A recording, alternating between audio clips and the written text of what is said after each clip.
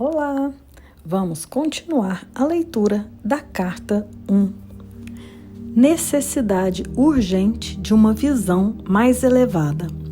Deve ser amplamente aceito que existe uma visão mais elevada e que é preciso esforçar-se para introduzi-la na vida diária. É somente alcançando esta visão mais elevada que o mundo físico será resgatado da total aniquilação. Sem esta visão, para si mesmo ou para o mundo, não pode haver evolução espiritual, nem se pode alcançar as coisas que mais se deseja. Neste momento, a sua percepção da vida é aquela de fardo e privação. Estas crenças são retratadas e reforçadas de forma chocante pela televisão. Elas acabarão por trazer a miséria que você esperava nunca conhecer.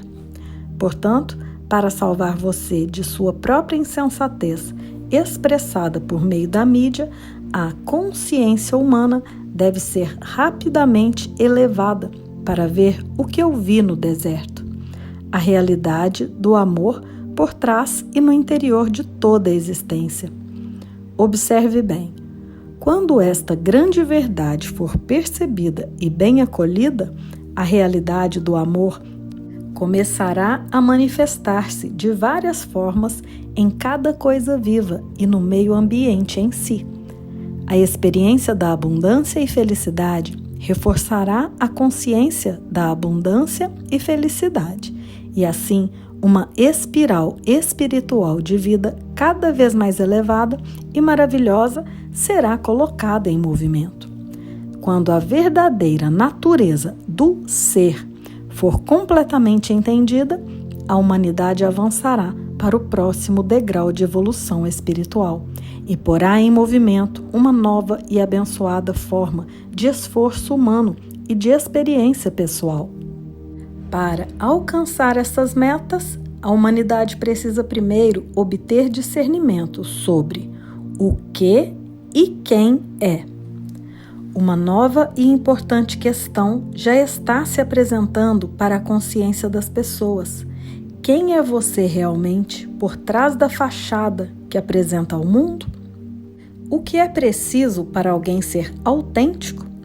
É esta pergunta, quem é você realmente? Que é respondida em cada nível do seu ser nestas páginas.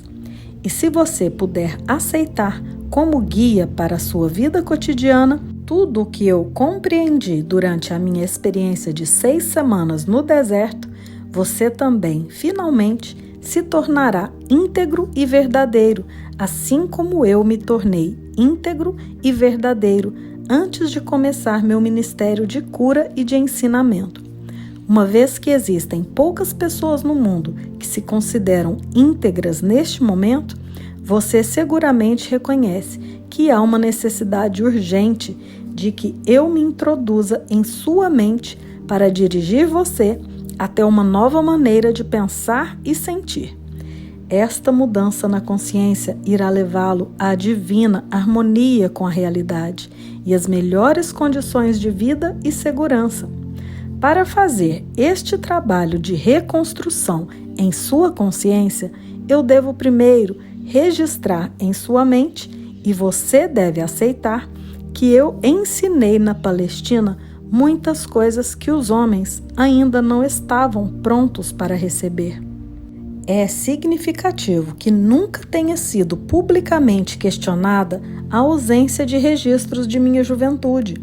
Qual foi a verdadeira razão de tão importante omissão?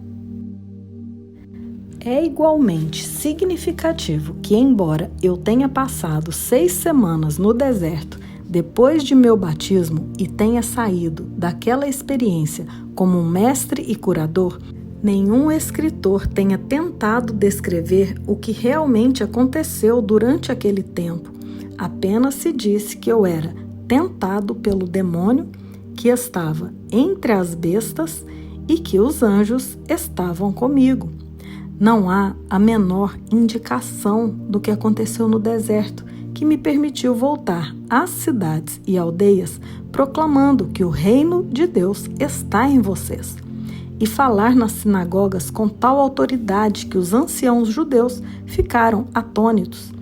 A verdade a respeito da minha condição humana, por um acordo comum entre meus discípulos, foi suprimida para dar maior credibilidade à minha suposta divindade e ministério. Segundo os evangelhos, eu era o único filho de Deus. Por que então, frequentemente, eu me referia a mim mesmo como filho do homem?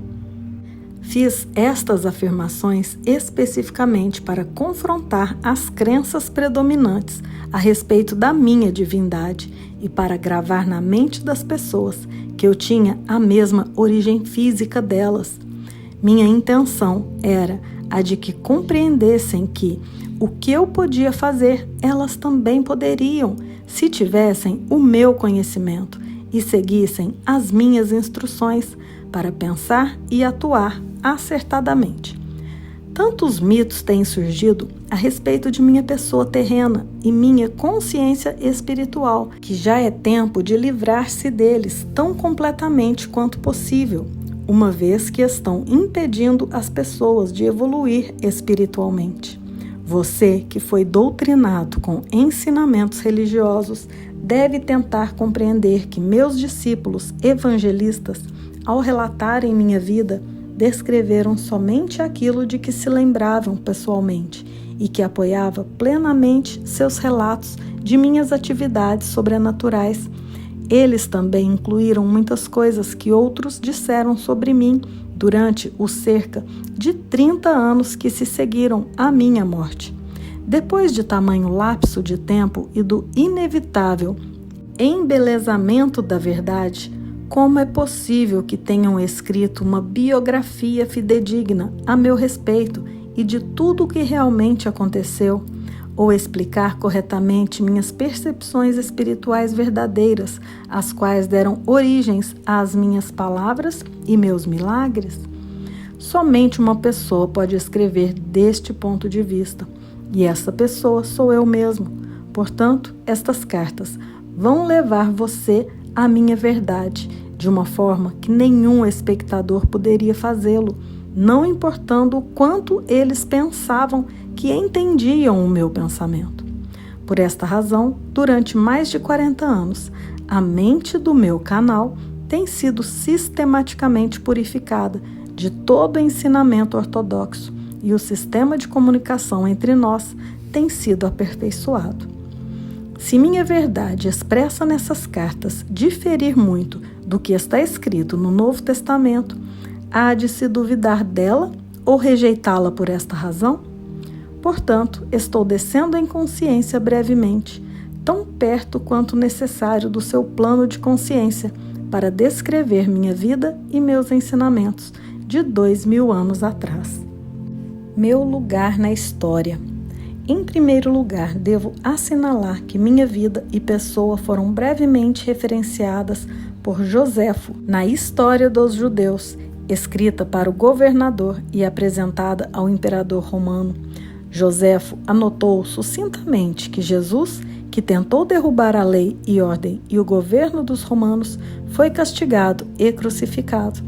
Tem-se dito que Joséfo pode ter se referido a algum outro Jesus, mas não é assim.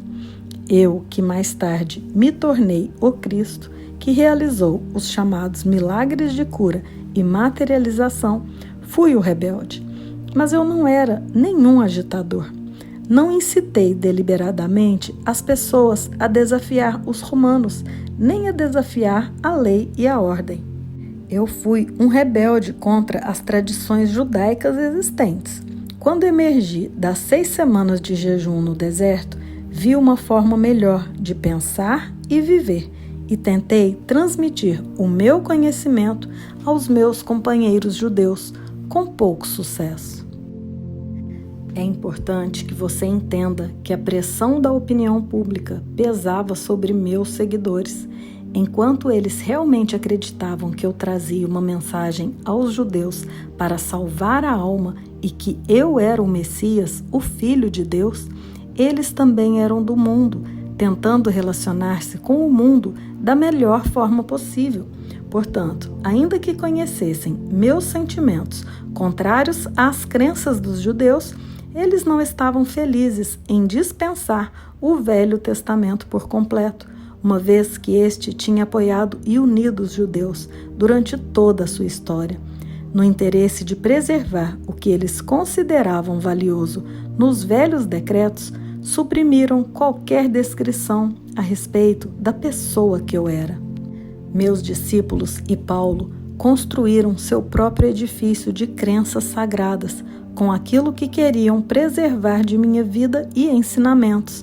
Eles ensinaram e consolidaram somente o que consideravam valioso para as pessoas, judeus e gentios do mesmo modo, os daquele tempo e do futuro.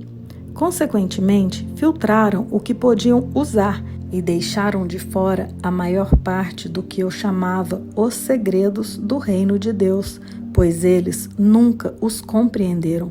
Tampouco os acharam desejáveis na criação de uma nova percepção do divino, o Pai. Para preservar a crença judaica na salvação do castigo pelos pecados, por meio dos sacrifícios no templo, adotou-se a pessoa de Jesus como o supremo sacrifício que pagou pelos pecados dos homens através de sua crucificação. Esta crença servia a muitos propósitos naquele tempo.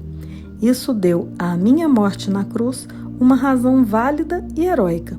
Ela provava às pessoas que eu era o Filho de Deus e que havia realizado uma missão específica até o fim da minha vida. Esta crença também provou ser de grande consolo para os judeus, quando seu templo foi destruído pelos romanos e levou a muitas conversões. Muitas seitas de judeus e gentios também não acreditavam em vida após a morte. Consequentemente, era altamente reconfortante escutar que Jesus Cristo havia superado a morte e mantido o seu corpo. Para muitas ideologias humanas daquele tempo, a vida não era possível sem um corpo. Portanto, vida após a morte somente poderia significar ressurreição do corpo. Isso também manteve o meu nome constantemente vivo na mente das pessoas.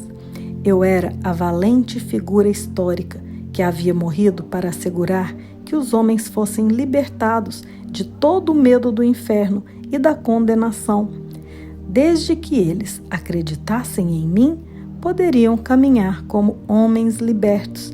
É somente porque meu nome se manteve vivo até hoje que posso vir agora até você para oferecer-lhe a verdade que eu queria muito compartilhar com as pessoas há 2000 anos. Hoje vamos meditar sobre o que foi falado da necessidade urgente de uma visão mais elevada. Precisamos nos esforçar para usar esta visão mais elevada, introduzir essa visão na nossa vida diária, porque sem ela não pode haver evolução espiritual. E esta é a visão da realidade do amor por trás e no interior de toda a existência. E ter essa visão de amor em tudo e em todos que vemos, isso nos trará uma experiência de abundância e felicidade, pois o único meio da humanidade passar para o próximo degrau de evolução espiritual é sabendo a verdadeira natureza do ser, que é amor puro e incondicional. E ele nos diz que para fazer esse trabalho, vamos ter que reconstruir nossa consciência e que ele vai registrar em nossa mente e nós devemos aceitar esse registro de amor. E vamos refletir o quanto estamos dispostos a mudar a nossa mente, a mudar essa consciência egoísta para uma consciência de amor puro e incondicional.